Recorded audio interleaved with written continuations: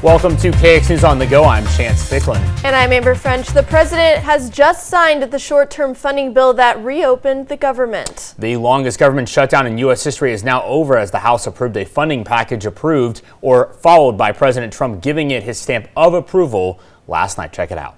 And it's an honor now to sign this incredible bill and get our country working again. Thank you very much. After convening for the first time in nearly 2 months, the House voted 222 to 209. 2 Republicans voted against it, with 6 Democrats voting for it. The bill funds through the government will end in January, extending funding for SNAP benefits for a full year and reverses shutdown-related layoffs of federal workers. According to a report from the White House, there are around 9,000 federal workers in North Dakota who are currently working without pay. Senator John Hoeven says it's important that they now get back to America's priorities. This shutdown has affected Americans across the country, so it's very important that the House has now passed the legislation that we worked to put together in the Senate. And it also sets up the appropriations process so that we can fund government in a way that supports the right priorities, but still finds savings and reforms to reduce the debt and deficit. Now, the legislation does not include the extension to the Affordable Care Act tax credits that Democrats say is critical to lowering premiums. As far as transportation department goes, leaders say air travel could still be affected by the shutdown in the coming days. A young woman who was arrested last winter for assault has now pleaded guilty. Tila Airpin was set to go on trial this month for 2 counts of assault. Police in Lincoln arrested Airpin in December of last year after they were called to a home where she was intoxicated. After police tried arresting her and getting her under control, they say she attacked the police chief as well as an emergency medical worker. Airpin already served 2 weeks in jail, and as part of her plea, she won't spend any more time in jail, and her trial is scheduled. Her trial is canceled rather. She must also have a chemical addiction evaluation and will be on probation for 2 years. They're still high schoolers, so they have a few more months to figure out what's next. But to help them figure out that plan, thousands of students spent time in the capital city to find out what kind of careers are hiring in North Dakota. Check this out. Students from all across the state showed up on Wednesday for the Central Dakota Student Career Expo. The event gives high school students a chance to meet and talk with companies and departments about job options. That includes jobs in construction, mechanics, and technology, among others. There's also equipment available for students to try. I learned how to take apart some of the pieces and put them back together. I was offered like a job where they can buy all my tools for me. So it's really great to know that those kind of jobs are helping you. I think it helps kind of like solidify some ideas, like really get somewhere in where you want to be, because there's some people who don't know what they want to do, and I think this is a really good place to be if you don't know exactly what you want to do.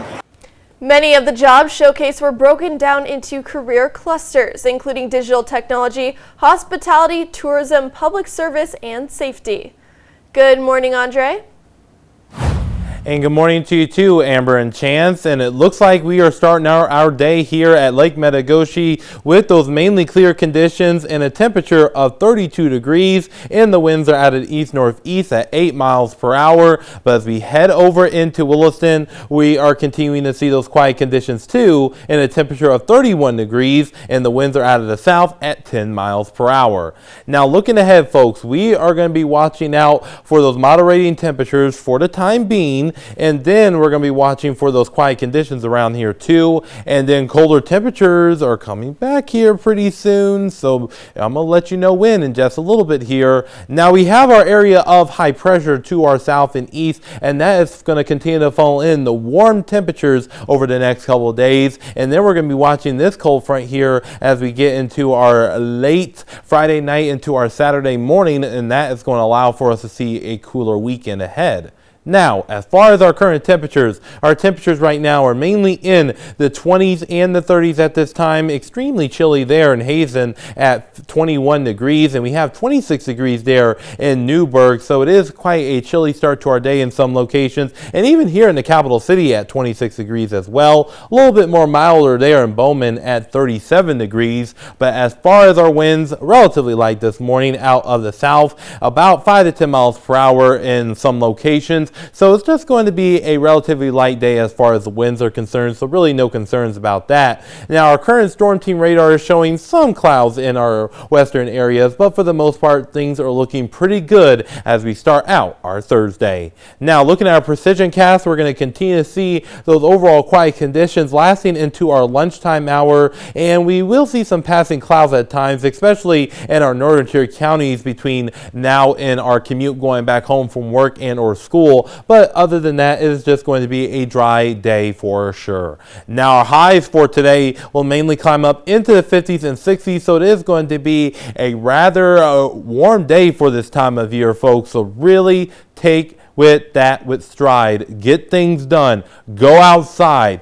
Enjoy Mother Nature while you can. And once we get into tonight, we will see those temperatures drop down into the 30s, and even some 40s are quite possible too. Now as we head into our Friday, look at this, folks.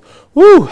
Temperatures will be in the mid to upper 60s for the most part, and I would not be shocked if we broke some records on Friday, so we'll be watching that very closely here. And once we get into late Friday into our Saturday, we're going to see this cold front push on through, and that is going to allow for those temperatures to drop around here. In fact, we are going to be seeing those temperatures drop down into the 40s as we head into our Saturday, and possibly some upper 30s in our northern tier counties. And that same thing goes for our Sunday, with those temperatures mainly in the 40s, and again some 30s are quite possible in our northern area. So it is going to be a chilly weekend ahead, so I advise you to make you some good chili. Now looking here on our Monday here in Williston, we're going to drop even further into the 30s, and maybe some precipitation chances. We're going to be watching that very closely here, folks, and that same thing goes here in the Dickinson area as well. Now looking here in the Magic City, we're going to be seeing 50s today, 60s tomorrow, then 40s as we head into our Saturday, and 40s will continue into our Sunday here. And once we get into our Monday, Tuesday, and Wednesday of next week, we will be seeing those temperatures drop back down into the 30s, with chances of precipitation potentially on Monday and Tuesday. And that same thing goes here in the capital city too. So it looks like the next couple days is our best bet. That's right. Enjoy it while it lasts. All right, for everyone here at KX News, including Amber, Andre, our entire production team, I'm Chance Stickland signing off. Let's make it a great day.